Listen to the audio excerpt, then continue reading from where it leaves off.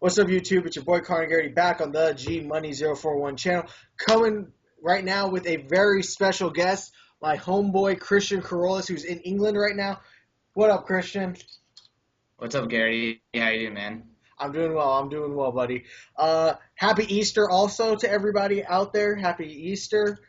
This is Easter Sunday. A lot of sports news. We're going to be covering three sports: college basketball, NBA basketball, and some NFL. So let's dive right into it with college basketball. March Madness, craziness going on. Ohio State losing to Wichita State, 70-66, and Syracuse being Marquette, 55-39. But of course, they crushed them. I know Wichita State though. Whew.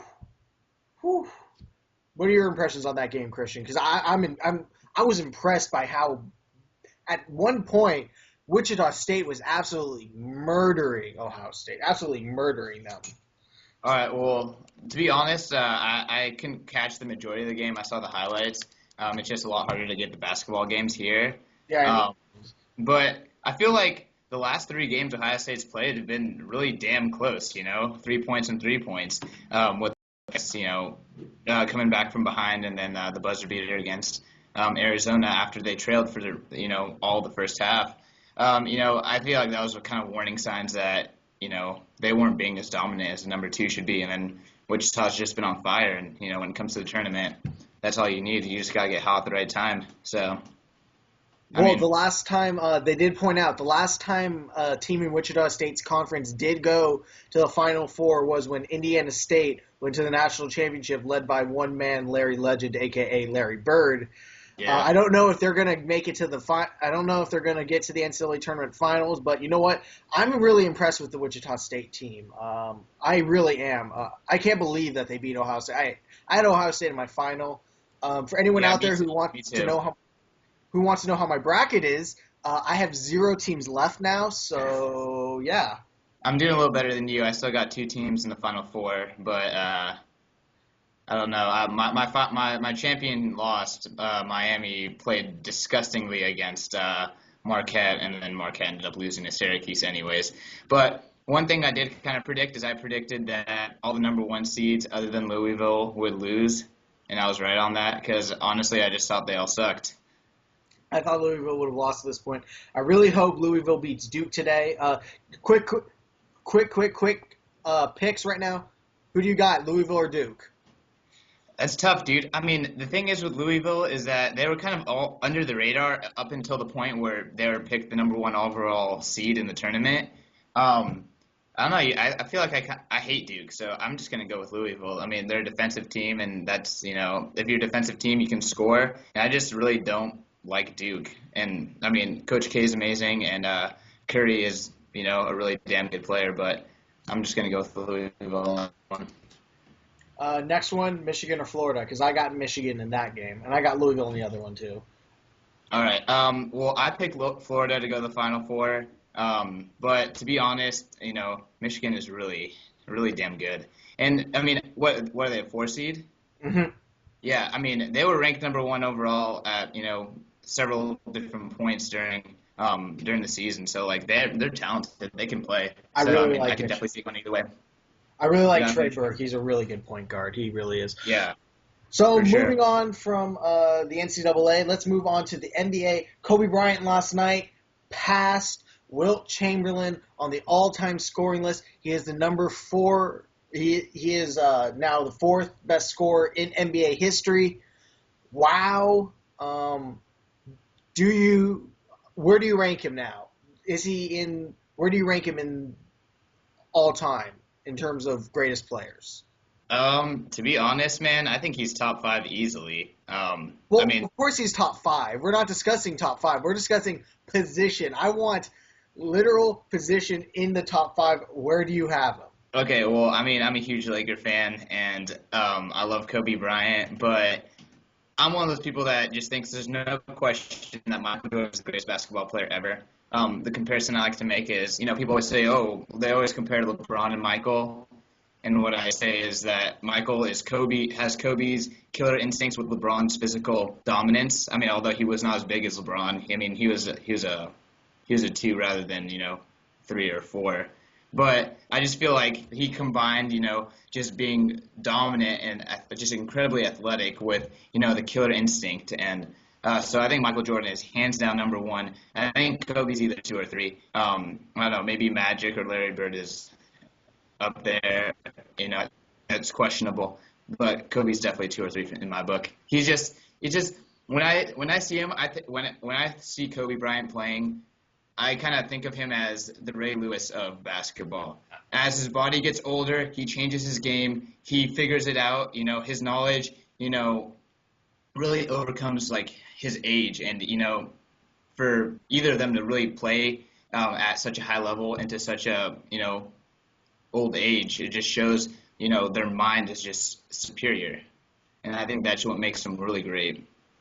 He is a great player. I have him at my number. He's either 2 or 3 for me also. It's either him or Wilt at the 2 spot, in my opinion, behind Michael Jordan. Wilt Chamberlain was, of course, the man. See, I have a Chamberlain, but do you think the guy, like, the fact is, the matter that he has only 1 championship, right? Like, he should have, like, 4 or 5. Like, he was just huge compared to everyone else. Yes, 2? Okay, my bad. But, I mean, I don't know.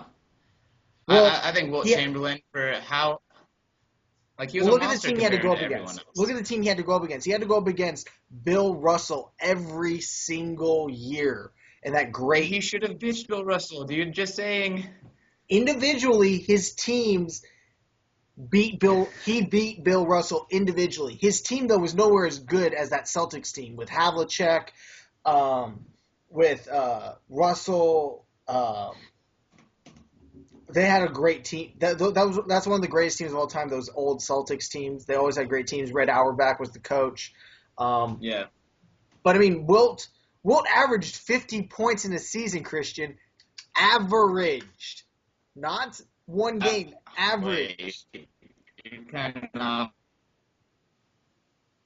I don't know, man. I just feel like in order to say that you're the Michael and Kobe have, just, so what, well, average 50 points. He just didn't win as many championships as he should have. And, who knows what LeBron's legacy is going to be. I feel like if LeBron does not get the championships, he's just going to be like, well, dominant player, can destroy in the season, but when it comes down to it, you just got to win championships. But that's not his – Wilt played better than everyone. He's the Exactly. He's the greatest big man ever. The man could jump. There's literally clips of him where he jumps and his whole arm is above the rim and his head's above the rim swatting away shots. It's insane. And why doesn't he have 8? Why doesn't he have 8 championships then? Because he can't score 100 points every game, Christian. His team was not very good. It's just Wilt Chamberlain was that dominant. We're going to move on to an NFL topic that is highly controversial right now, and that is Tony Romo given a contract, a 6-year extension for $108 million with $55 million guaranteed. That is crazy. It's more guaranteed money than Joe Flacco's contract. It's the second most. It's the second most guaranteed money ever given to a player at $55 million. He's only won 2 playoff games in his career. He's getting older.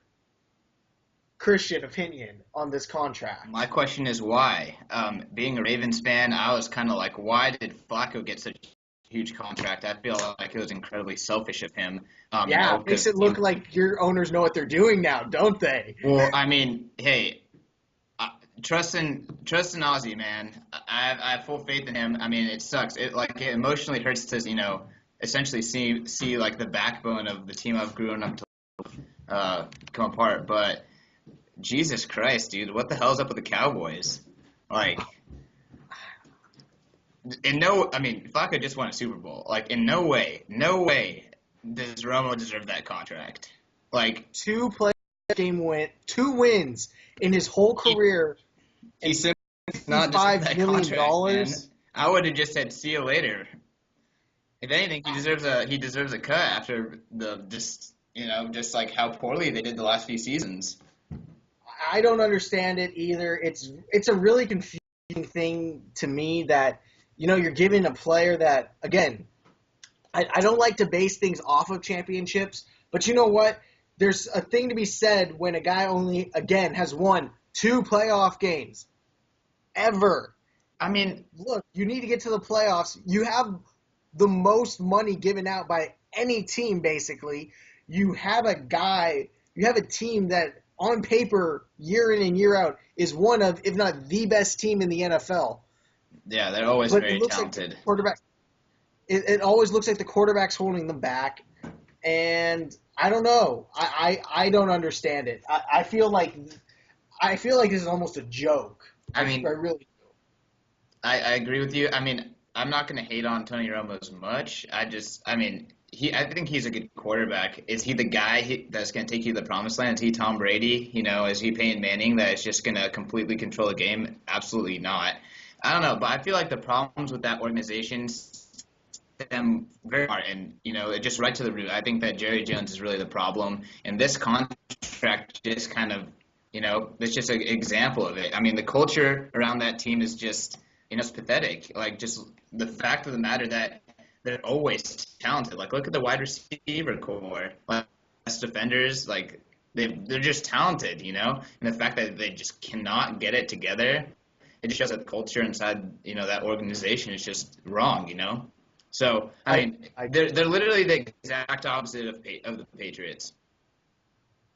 The Patriots, they really are. The Patriots don't give out much money. They don't get a lot of high-profile players. But you know what? They make the pieces they have work, and they win games. Cowboys, I cannot say the same thing for them. It just has to be. It goes down to the culture, man.